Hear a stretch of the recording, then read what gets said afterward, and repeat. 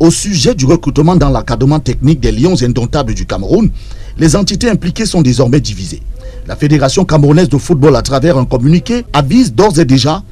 que n'ayant pas été associé ni de près ni de loin au processus de présélection des candidatures au poste à pouvoir et se référant aux dispositions du décret de 2014 et au règlement du statut et du transfert des joueurs FIFA, qu'elle ne saurait dans l'absolu être partie prenante de cet acte dénué de tout fondement légal et ne saurait transiger avec les règlements supranationaux ou encore moins avec des dispositions légales et réglementaires en vigueur dans notre pays. Pour comprendre tout, la Fédération camerounaise de football dit ne pas accepter la désignation de Marc Brice comme nouvel entraîneur, sélectionneur des Lions indomptables du Cameroun. Et selon des spécialistes du droit rencontrés, il est fait une mention dans l'absolu qui aurait peut-être échappé au président de la Fédération camerounaise de football. Celle qui dispose que s'agissant du recrutement et du salaire des membres des structures d'encadrement des sélections nationales de football, ces derniers sont recrutés sur la base d'un contrat signé avec le président de la Fédération camerounaise de football après avis obligatoire